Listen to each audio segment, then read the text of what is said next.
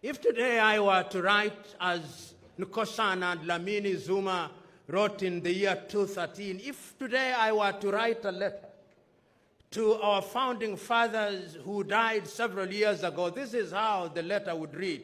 I would not name all of them, but I would name the following. I would say, Dear Kwame Nkrumah, Dear Kambarage Nyerere, Dear Patrice Emery Lumumba, Dear Modibo Keita, Dear Ahmed Sekou Touré, Dear Thomas Sankara, Dear Nelson Kholisa Mandela, we are gathered here today in Dar es Salaam, Tanzania, on this 25th day of May in 2019. And we are pretending to be discussing a new subject, but we are not.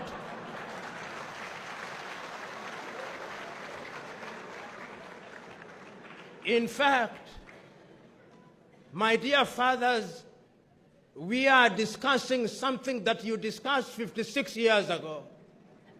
And we are now recognizing that you warned us that if we did not unite, we will be conquered again.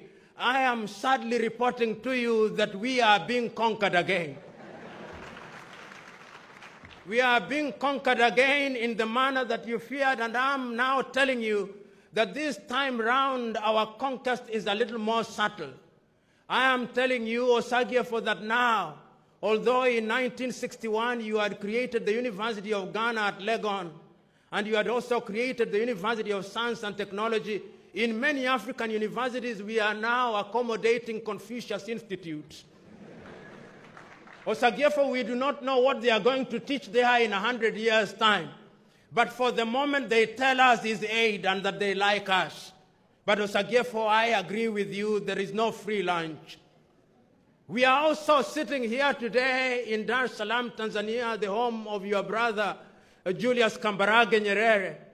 And we also are reminding ourselves that Nyerere came up with a philosophy called Ujamaa, which was self-reliance. We can now tell you that in substance, Mwalimu was right. But unfortunately, we are still importing things from Europe. We now have mobile phones, which you did not have when you were alive. But unfortunately, Mwalimu, those mobile phones, none of them is made in Africa.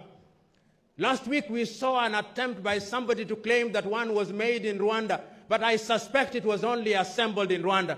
Mwalimu, we are trying.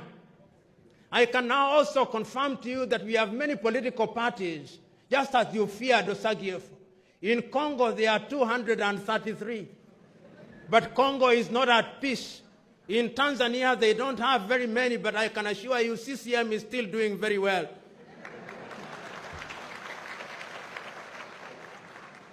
But Tanzania is the exception rather than the rule. After every election, Mwalimu, we fight. In Kenya, we did. Then we shake hands. Then we fight. Then we shake them again.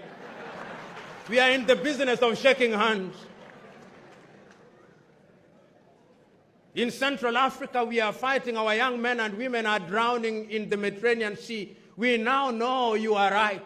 And therefore, going forward, we are today taking a solemn vow that each one of us will use the resources at our disposal, and that we are going as a product of this conference to send a paper which will emanate out of Julius Kambarage Festival, which paper will be sent to the African Union.